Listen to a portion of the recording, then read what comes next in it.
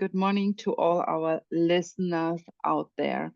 Welcome back to the Academia Horse Friends podcast. My name is Selina Skogan, and today our guest is Sue Dyson. And Sue has a magnificent career in equine veterinarian medicine. Orthopedics is her specialty, and she is also very renowned as a pain researcher in the field of equestrian medicine. I'm always a little bit nervous when I have people like this sitting here on the other side of Zoom. But first, let me say welcome, Sue. Nice to have you here. Thank you. And please don't feel nervous. I'm a very ordinary person. Yeah, but you are one of the persons who has shaped my insights into the equestrian world very much. Was always very impressed since the first day I met you by your passion and your drive also towards equestrian welfare. And I hope I can keep that level until I'm in your age, and you are still going strong. That's really, really impressive. Thank you. So let's have a little retrospective and talk a little bit about the start of your career. What was it that set the spark in you? Well, I've always been a rider since I was a very small child. So I was one of those girls with a passion for horses. And I was very much a competitive rider. I always wanted to start with young horses, improve them, compete with them, and see them develop. And I learned quite early on that you needed to understand horses and that lameness was the most common reason that they couldn't work. So I was not really sure what I wanted to do with my career. And then I suddenly decided late on in my school days that I wanted to be an equine vet. So I went to vet school purely with the idea of being an equine veterinarian. And pretty soon after that, I just wanted to be really involved with poor performance and lameness, because those were the most things that were relevant to my experience as a horse rider. And it kind of evolved from there. And I was very fortunate to work with a lot of good riders and coaches when I was riding. And I got exposed to all sorts of different people. I was also mentored by a number of very good equine veterinarians. So I kind of learned by osmosis, and that kind of fired my passion to want to learn more and always to ask why. Why? Can we believe this? And if not, why not? What do we need to find out next? So it was never just a matter of just being an equine veterinarian and merely looking at horses and treating them. I was always asking questions. And then I became really frustrated by the fact that I realized that lots of people didn't recognize that their training related problems were actually because the horses had underlying discomfort. So could there be a way of improving people's recognition of discomfort, because clearly they did not recognize lameness. And it was so frustrating as a veterinarian, because you would be presented with a horse and you would go into the history and you would realize that this horse had had a problem ever since they bought the horse 9 months previously. So they probably bought the horse with a problem and they didn't recognize that.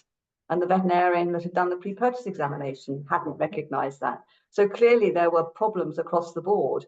There was problems with riders and trainers not recognizing the presence of pain-related gait abnormalities. And there were also problems with the veterinary profession not recognizing this. So we needed to do something about this, because the longer a horse has had a problem, the more difficult it is to resolve those problems, because they develop secondary compensatory gait patterns. They stiffen the back, and as a result of stiffening the back, they don't develop the muscles properly of the top line, or they reduce the amount of muscle mass they have, and then they change their posture, and then you get myofascial tension, and it's a downward spiral thereon. So the earlier you can recognize a problem and intervene, the more likely we are to have long-term resolution of the problem and make the horse a happier athlete with a longer athletic career, which has to be surely what we want to do. And I've also recognized that I've had the good fortune to ride horses from low level to upper national level, and I know what a normal horse should feel like. I think there are quite a lot of people who ride horses regularly who've never had the opportunity to ride an absolutely normal horse. So they don't actually recognize what a normal horse should feel like. And trainers get so accustomed to watching horses which have got problems, their view of normality is not of what real normality is. And the trainer has been trained to improve the horse's way of going by various techniques and to improve the rider's position and their skill level. But they rarely say, I wonder why this horse is not improving. Could it be because there is underlying discomfort? And I've recognized, working with lots of horses from low level to high level, that if I can manage their discomfort appropriately, then everybody's happier. The horse is happier, the rider's happier, they're more successful, the horse is more trainable, the horse is safer. It's a win-win situation for everybody. Still, it appears like some people nearly feel assaulted when I'm as a trainer going there and say, you know, I think that looks difficult. I would like actually to get professional advice on that. I don't feel comfortable with training that. I often get this reaction that people are really feeling assaulted, and that is, I don't understand that reaction. It's a little bit sad. Maybe it's human. Yeah, I think it's into psychology, and people are naturally defensive and they don't want to feel that their horse and their management of the horse is being criticized. But it's not really a criticism of their management. It's just kind of saying you need to open your eyes and ask why.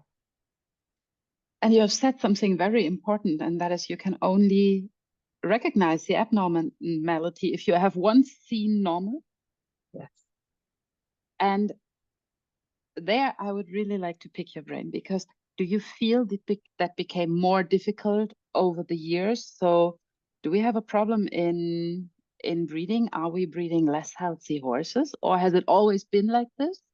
And are we now just smarter and see more?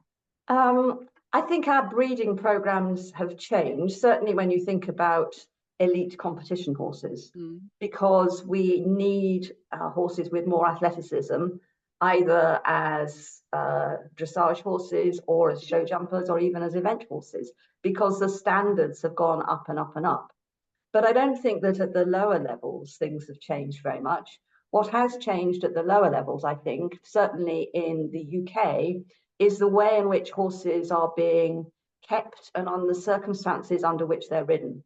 So when I was a child, I would ride on the village green and practice my dressage on the village green. I would go out into the forest and jump whatever I found. I would ride to the pony club rally along the road. The pony would go back for an hour to the pony club rally. We would be engaged all day doing stuff, and I would ride back again. So the ponies and horses got much more variety in their work, and they were ridden on different terrains rather than going in an arena day after day after day and going round and round and round in circles, which I don't think is good for a horse either mentally or physically.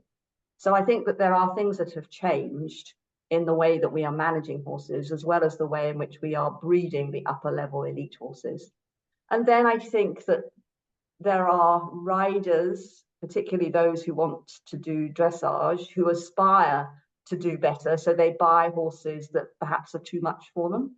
And then they have to practice defensive riding because otherwise the horse is too exuberant for them. So then they restrict the horse's movement.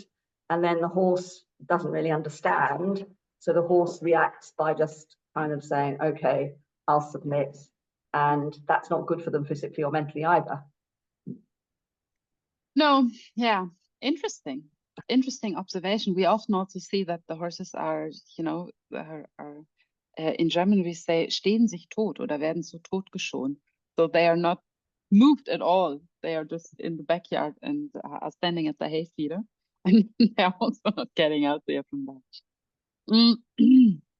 Now I'm getting a bit carried away here. If I'm going back to my original line of thought, we can also see that the veterinarian diagnostics has changed impressively over the recent decades. I mean, At the start, it was difficult to get somebody out there with an X-ray, and now we have mobile X-rays, we have an MRI, we have CT, we have unbelievable, fantastic methods. What is the influence of modern diagnostics, and is that more important than a trained eye? I think the most important thing is a good clinical evaluation and selection of the most appropriate diagnostic tools to use, and then correct interpretation of the tools that you've used, and then putting together a picture that should fit together like a jigsaw. And if it doesn't fit together appropriately, then you have to go back to the clinical examination, because that's the most important thing. I think that people have tended to become more reliant on diagnostic tools and forget to look at the horse and to look at the whole horse. And to me, having started in an era when we had X-rays, but we didn't have ultrasonography, certainly didn't have MRI or CT, things have evaluated hugely. And I have become a better clinician because I've used those tools to help me, but I've not been reliant on those tools. I've used objective gait analysis, but I've also questioned, how reliable is this? Does it really help me? Do I need to go back and look more at the horse? And I think that the really important thing is that we don't place over-reliance on those tools. We keep coming back to ask, what is the horse's problem? And are we investigating in the most appropriate way? And when we're talking about lameness and poor performance, the keys are determining the sources of pain, which we normally have to do by the clinical examination and the use of nerve blocks, and then using the most appropriate imaging technique to tell us what is causing that pain, and then thinking, how do I best manage that pain? What am I going to do?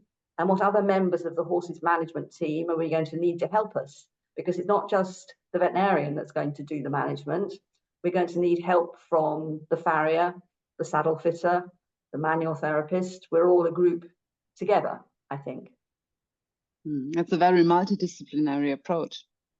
Yeah. I think it's essential if you want to do the best for the horse and the rider. And sometimes we need the physiotherapist for the rider to improve their posture and position. And maybe they need to be going to the gym so that they get fitter and develop a better core muscle strength.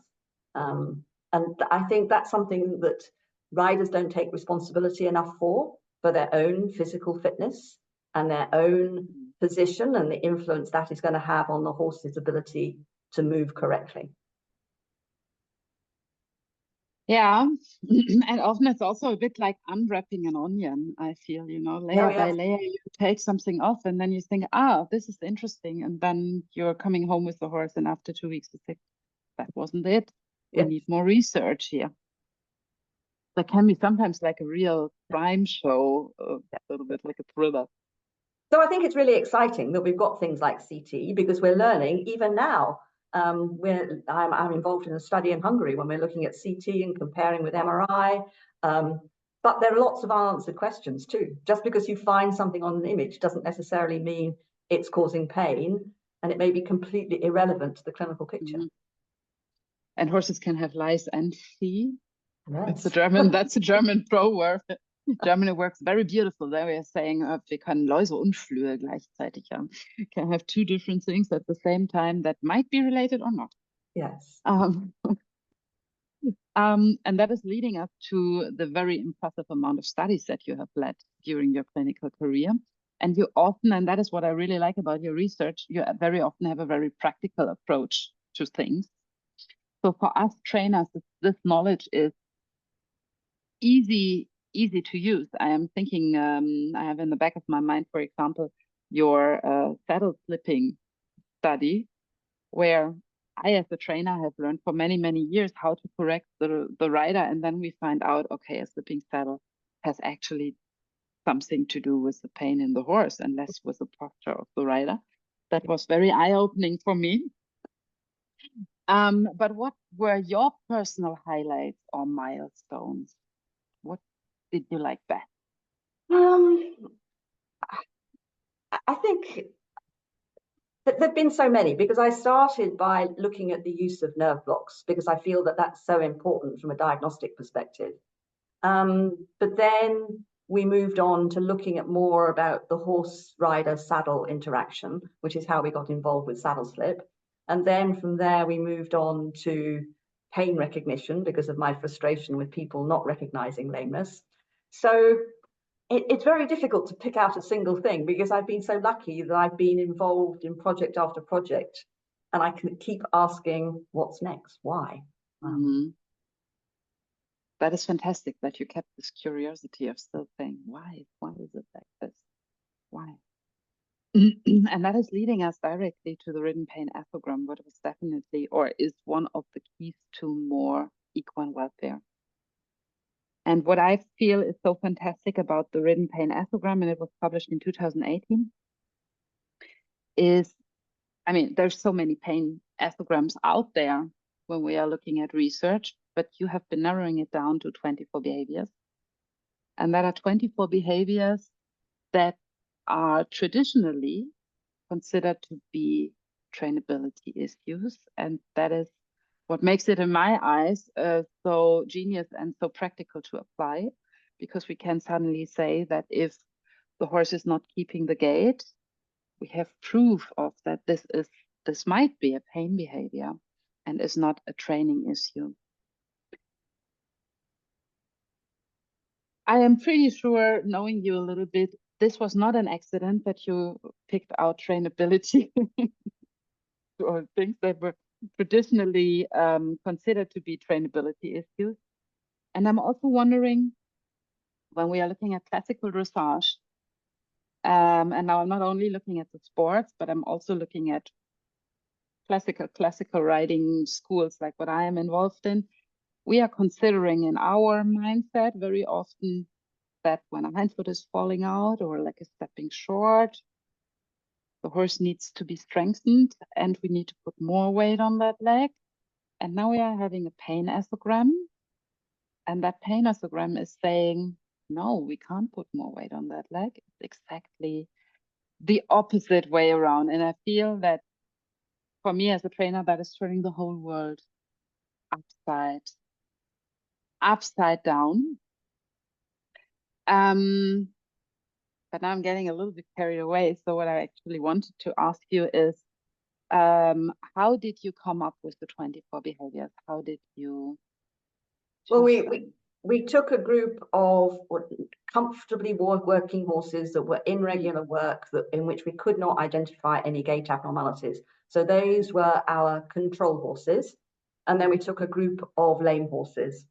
And this was after we had looked at videos of hundreds of horses and developed a list of 117 behaviors, each of which had strict definitions.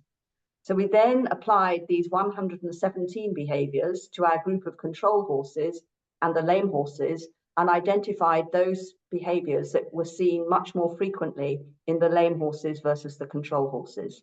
So most of the 24 behaviors were at least 10 times more likely to be seen in a lame horse versus a non-lame horse. And we established that the majority of non-lame horses score between 0 and 4 out of 24, but the majority of lame horses score 8 or more out of 24. There is some overlap, however. You can have a lame horse which scores less than 8 out of 24. But if it scores 8 or more out of 24, it is very highly likely that the horse has got musculoskeletal pain. And that is different with a horse that doesn't understand what to do with a movement, or you're training it and there's a problem with progression. Those horses may show several abnormal behaviors, but they do not show 8 or more. So we can differentiate between those horses which have underlying pain and those which do not. And it's really important to recognize it is the total score out of 24 that's important. So the horse may be swishing its tail repeatedly, which is one of the 24 behaviors. But if that was the only behavior it showed, there are probably other explanations. The horse may be being stuck in the ribs by the spur continually, and it's responding to that rib cue, that spur cue, and that's making it swish its tail. Or it may be plagued by flies. So we have to remember that for each of the individual 24 behaviors, there may be more than one reason, and we mustn't get fixated by one specific or two specific behaviors. We have to say, to be indicative of pain, we have to be identifying 8 or more of the 24 behaviors. But you've got a small proportion of horses which are lame, which score less than 8, and that will depend on the degree of discomfort, the duration of that discomfort, the work intensity, the pain threshold of the horse. So there are a number of influential factors, and whether or not the saddle fits, because if the saddle doesn't fit, that's going to contribute to discomfort. It's also pain, just a different one, not muscles. Yeah. Yeah, exactly.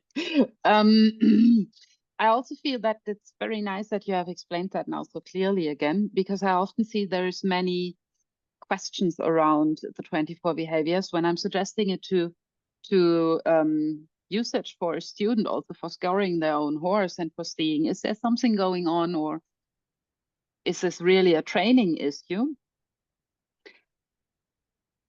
Many people believe that the 24 behaviors are simply due to bad riding, or bad riding technique, a bad leg, too much spur.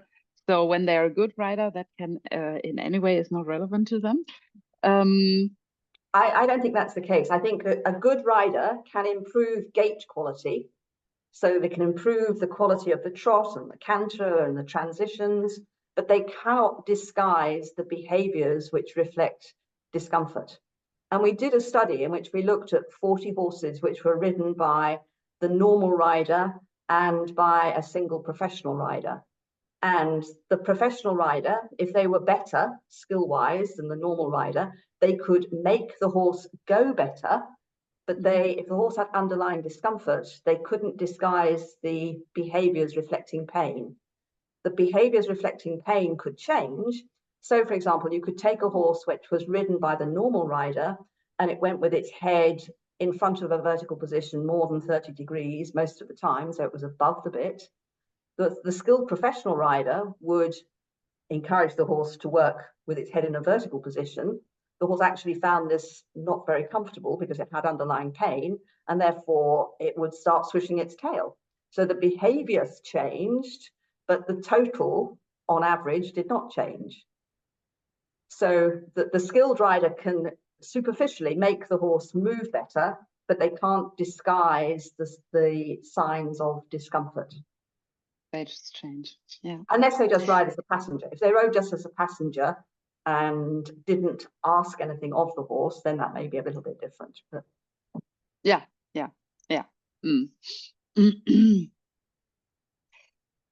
From there, we are kind of naturally evolving to the recent events in the industry and in dressage, and of course, the Olympics in Paris. It's a very hot topic out there right now, and I just have to ask again, as you have been there seeing it, was everything better in the past? So have we just had better riders in the past, and this is what we have to fix, and that's it? Well, I was fortunate enough to go to the Versailles and saw the 3-day event live, and I watched everything else, every single dressage test and every single show jumping round on Discovery TV. So I saw everything, and I made lots of notes about what I was observing when I was seeing it live and when I was watching it on screen. And I would say that if I think about what I saw, for example, at the World Championships in 1992 in Stockholm, which I was at, and I saw every competition then, I would say the overall picture is better. It's different, but it's better. I can remember in the dressage at Stockholm thinking, well, I loved Rembrandt with Nicola Uphoff, and there was Granat as well with Christine Stuckelberger. So they were the top two. And after that, I kept thinking, these look horrible, absolutely horrible. They're being pulled around and they look uncomfortable. And I would not say it was the same at the Olympics in the pure dressage. But I could say there was an incredibly high incidence of head behind the vertical, repeated mouth opening with separation of the teeth, and repeated tail swishing. And those 3 things were seen time and time and time again. And that very much mirrors work that we've done previously on horses competing at Grand Prix World Cup qualifiers and championships, and also sub-elite Grand Prix level. And I think that this reflects largely the way in which these horses are being trained and the way in which they are being rewarded for how they're moving. The judges, I think, don't necessarily observe or penalize repeated mouth opening. Whereas if you look at the guidelines for dressage judging, repeated mouth opening should be marked down in every movement in which it's seen. And I cannot think that it is when you look at the marks that are being given for each of the specific movements.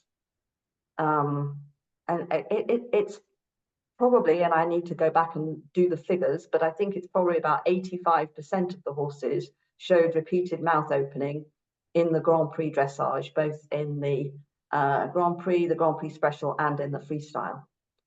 And you see that mouth opening much more in the dressage horses than you do in the 3-day event horses. In the 3-day event horses... Interesting. Well, I think there are a number of reasons. I think, one, the dressage horses are using double bridles. Their movements are more difficult biomechanically for the horse, and the riders have got stronger hand cues. And you'll quite often see the rider's hands moving in rhythm with the trot. And often the mouth opening is, to an extent, in rhythm with those hand cues. So I think that there are a number of different reasons. But in the 3-day event dressage phase, you see horse after horse which has got a stiff, stilted canter, or a canter lacking hind limb impulsion and engagement, or difficulties with the flying changes. Whereas when those horses are out on cross country, they canter fine or gallop fine. When they're show jumping, they canter fine. So then one's asking, well, does this reflect the way they're being trained? Or maybe they also have some degree of discomfort, so they're struggling in the canter when they're within the confines of the dressage arena. But the very best in the 3-day event dressage were wonderful. The bottom end were not so wonderful. So there was definitely a pattern which was different between the 3-day event horses doing dressage and the pure dressage horses doing dressage. If we were to think about their ethogram scores, most of them would score pretty low despite that. So that's a good thing. One other observation I would make about the 3-day event is that during the dressage phase, there were 17% of the horses that showed some degree of lameness during the test. Not necessarily all the time, but some of the time. And of those 17%, only one finished in the top 25, which I think shows how discomfort can influence overall performance, which is what we've shown before, because we've shown that at 5-star 3-day events, horses scoring 7 or more out of 24 on the ethogram during warm-up do less well. They're more than twice as likely not to finish cross-country because they've either been eliminated or retired. So we know that there is a relationship between discomfort and quality of performance. We've shown the same thing in Grand Prix dressage. Those horses that have the lowest Ridden Horse Pain Ethogram scores have the highest good marks awarded by the judges. So there is a relationship between discomfort and performance. The other observation from a show jumping perspective was that at Tokyo, which I saw on the television, not live, in the pure show jumping, I was very much disturbed by the amount of pulling and kicking and horses fighting, wanting to go faster to fences. And I saw much less of that in the pure show jumping this time.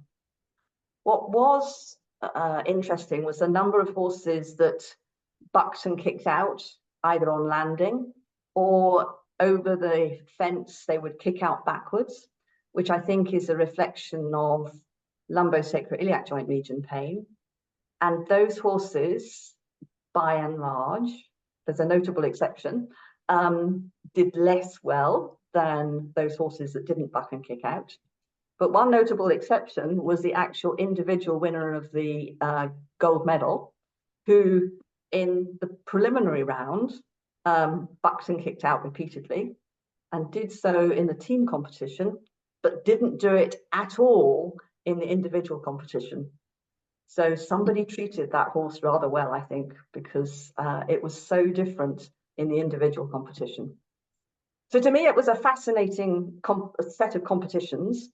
I was sad that the horse inspections and the warm-up area were totally forbidden territory for spectators.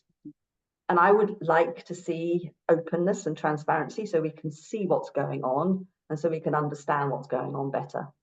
And it would also have been nice to see horses working in the arena during the familiarization periods, but that as well was not allowed. And that to me is a bit of a shame.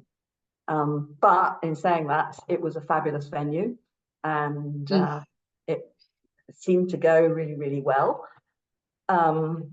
There's obviously been subsequent controversy about alleged blue tongues in the dressage, some of the dressage horses, with some of the riders having been given oral warnings after the competition. I've never seen in life a horse with a blue tongue, so I don't know how real this is. I've seen photographs of horses with blue tongues, but they've also had blue lips and blue gums as well, and that makes no physiological sense to me. I don't think we know enough about this, and I worry that various people are creating problems and they're taking photographs, and I think it's really dangerous to make any judgments about single frame photographs, because we need to see these horses in action, and we need to make sure that these photographs have not been doctored in any way to alter colours. So I'm disturbed if we are having blue tongues, genuinely, which probably must reflect some disruption of either arterial blood supply or venous flow from the tongue. But I think we don't know enough about it, and we don't know actually to what extent it's happening or not happening. There's obviously the controversy that coincided with the Olympics about Charlotte Dujardin.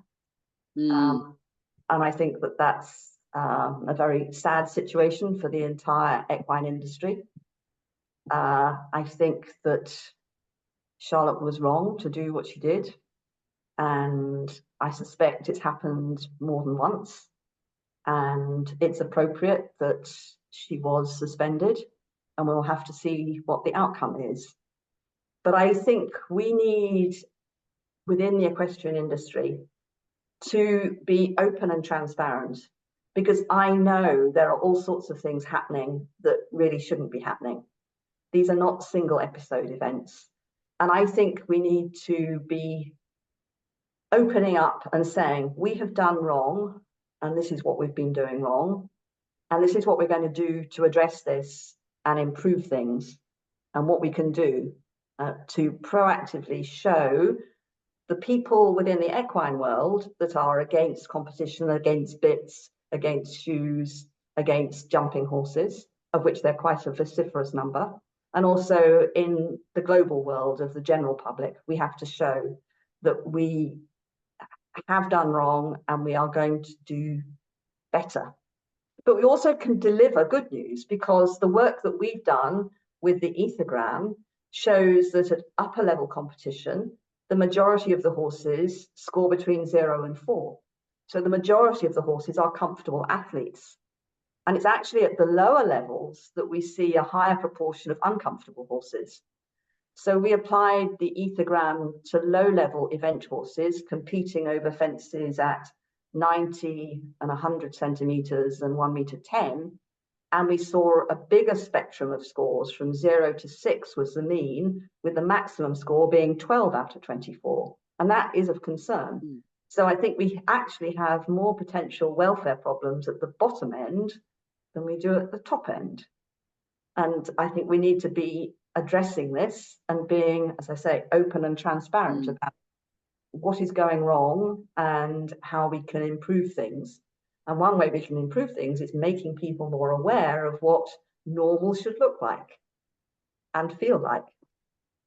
That is a lot of information. Let's try to frame this. I'm trying to frame that now a little bit because there's so much valuable information in what you just said. So the good news is that in most of the horses, we can see a much higher level of comfort than you did a few years ago. And that is fantastic. Yes. That is really fantastic. Then you have been shortly addressing the blue tongue issue. And what, as a veterinarian, what is your explanation for a blue tongue? If a horse has a blue tongue, how can that happen? Is it too much pressure from the hand? Is it that they don't get enough air? How can that happen at all? We just don't know. We just don't know. There has been some work done in Australia when they looked at the practice of the use of a tongue tie. So that is forcefully tying the tongue down to the lower palate, to the lower jaw. So they do that. I know that from the racing industry, yes, right? Yes. So they have looked at the way that can influence the blood supply to the tongue, and that can jeopardize the arterial blood supply to the tongue. But that's not necessarily the same as what's happening, if it is happening, with blue tongue in dressage horses. And I don't know, because I've never seen it, if this is actually happening and what are the mechanisms. Is it related to the horse's head and neck posture? Is it related to pressure on the tongue by the bits of the double bridle? Are they becoming starved of air? Is the blood supply being compromised? I don't think we know. We really don't know. And I've been watching my dogs running. And last week I took a photograph of one of my spaniels, and the back of its tongue was blue after it had been running for some time. Now I can tell you there was no bit or bridle in my dog. It was running loose. But very temporarily, the back of its tongue was definitely blue. But as it stood and panted, it very quickly became pink again. Now, I hadn't recognized this on any sort of regular basis because I wasn't looking. But I've been intrigued by this because, as I say, I have never seen a horse with a blue tongue, and I've watched lots of horses warm up for Grand Prix dressage. So I really genuinely do not know if it occurs, and if it occurs, how frequently it occurs, and whether it's something we should really be worried about. Personally, I think there are more important things to be worried about rather than blue tongue, because I think it by the very fact that I haven't seen it probably means it's relatively rare and is not of in the general scheme of things, an enormous problem. Let's say it's an area for future research. Yes, but it's very difficult. I mean, ethically, what can you do? Can you take a horse and make the tongue blue? Yeah. I mean, that's unethical to me, particularly when I don't perceive it as a major problem. Yeah, I understand. Then, of course, we have the Charlotte Dujardin issue, and I agree with you. It appears to not be a single case, but I also, for me personally, it feels wrong that one person is now, hung up out there for canceling culture and everything. I don't want to have anything to do. I also feel this would be a great moment now with all the research we have today and everything. I mean, we see also not only lameness and pain research, but also in behaviorism, an increase of studies that we have. We know so much better. I feel that this is the moment in the industry where we can say, wow, we have learned so much more. Let's apply it. Yeah, absolutely. Because I think if you look at not only the Charlotte Dujardin video, but the Karina Kruth video and the health I don't want to even know. I don't know them. It's going on repeatedly. But we have to say, we know from a learning point of view that a horse under stress cannot learn. And that's a really important point to put across to people. that whatever you're doing, that is not going to be a productive learning experience for the horse. You might be making it do something, but it's not the correct way for a horse to learn. And in fact, many horses will just become so confused and anxious and stressed that you are doing absolutely everything wrong by forcing it in the ways that we've seen. And we also have to say that these practices are often, even if they aren't done well, but very often we have this idea as trainers that we need to make the horse do things for making it better, for making it move better, for making it feel better, for making it healthy. I have a lot of people who still think that if we are training hard enough, if we are training well enough, the horse will come out healthy. But if we are applying pain ethograms like the 24 behaviors or others, we are figuring out that this has nothing to do with trainability. We need to frame it from a different perspective. And then the harsh training method isn't needed anymore. Yeah. And I think there is has been a move to develop these big moving horses and then to produce them in young horse classes, which encourages too rapid a progression in the training and encourages the horses to be worked in a way that does not facilitate the development of the right muscle groups being used in the right way, so that we are potentially creating a situation which is going to predispose to the development of pain-related problems. So I think that the recent move from the Gothenburg show to take away the young horse classes is a good move, because I see so many problems that are directly related to overproduction of young horses. I realise that there are commercial pressures by breeders and young horse trainers because they want to sell these horses, and the young horse classes are a show window for them. And high performance sales are a pressure to overproduce horses too quickly. But I really think we need to step back and say, well, we need to promote sports horse longevity. And to do that, we need to take the horses more slowly, and whatever their natural expressiveness may be, we need to say the horse must be moving in the correct frame, appropriate for its level of training, so that it can develop the muscles of the thoracic girdle, the top line muscles of the neck, of the back, and properly engage the hind limbs, rather than the rather forced high neck posture, extravagant fall in movement, which makes the back extend, which makes it more difficult for the horses to step under from behind. So for me, that principle of the slower development of the horse in the correct frame is by far one of the most important things that we need to address. Yeah, what you also said in the start, a horse needs a varying training schedule, and then hike out in the countryside and be exposed to things and not only go round, another round. Have you ever seen the sketch? I think it is from Philip Karl, where the dressage horse is lying on the sofa and saying, and then he makes me go round and round. Always have that in the back of my mind. That was fantastic. Very spot on. We had one last thing that I have totally forgotten now that you had in your lineup. And I said, okay, and we need to mention too. But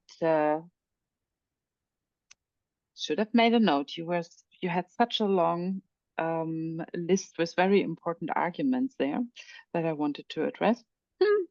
It's in the back of my mind somewhere. I'm pretty sure I need to ask you that next time. The good news is, so we are moving forward, and the good news now, I know it was the bottom layer, because this is also what I'm experiencing. I'm not very much looking at what happens at the Olympic Games and everything else anyway, because I think it's such a small group. The bottom group is so much higher, and I also experience that we have a lot of people who are very much wanting to do better for their horse, but don't know how to. And then we have not only training issues, but we also have these issues with obesity, for example.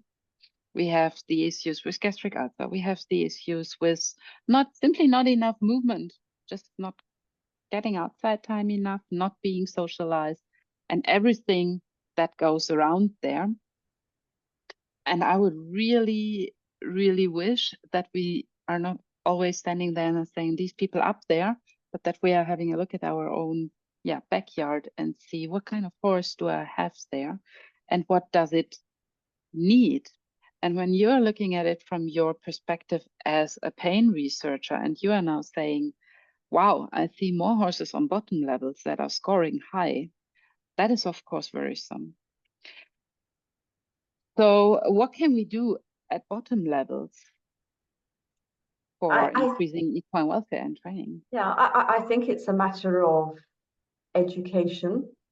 And that means that the trainers and coaches have got to be in a position that they recognize discomfort and that they can communicate with the owners. And we've already touched on the difficulty of the psychology of the owner and how do we lead the owner in the right direction.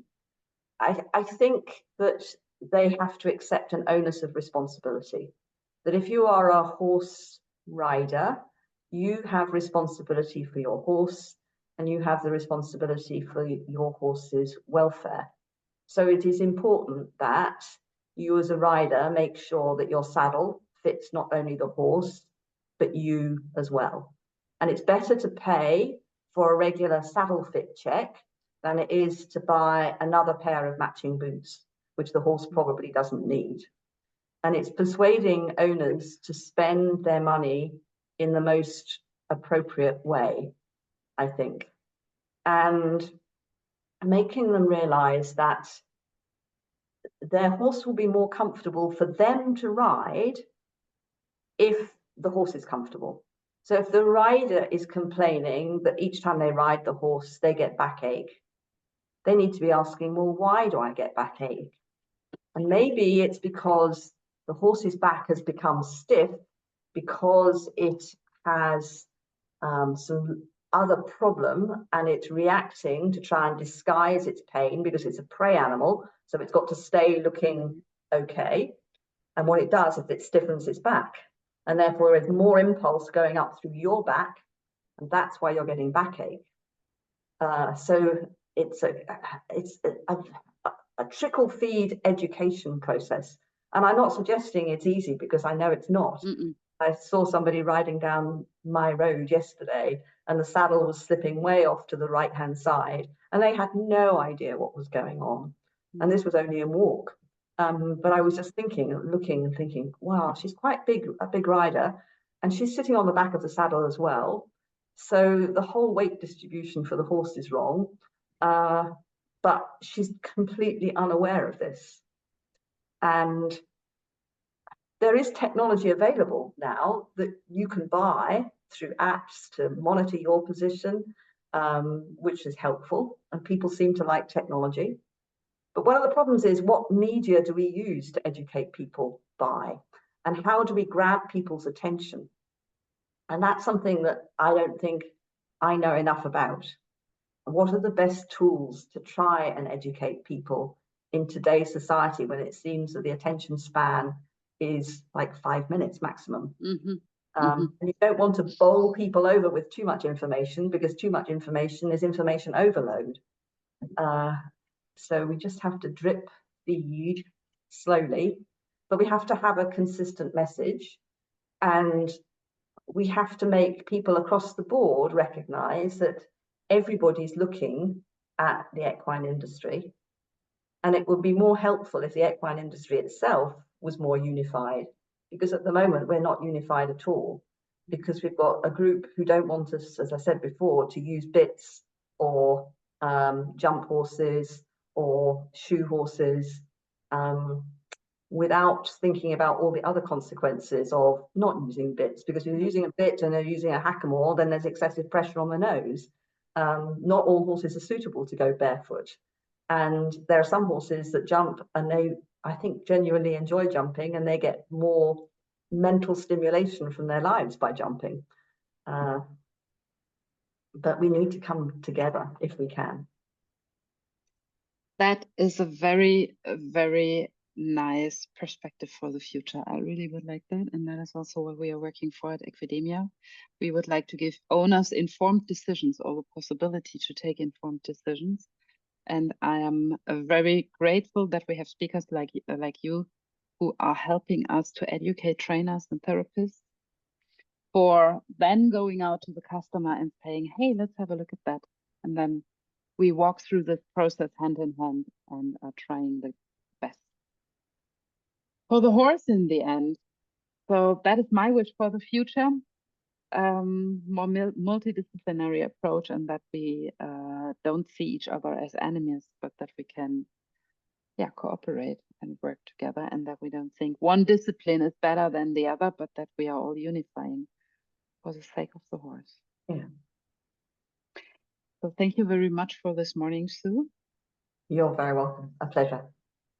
It's a pleasure talking to you each time, and very enlightening, and looking forward to next time. Thank you very much.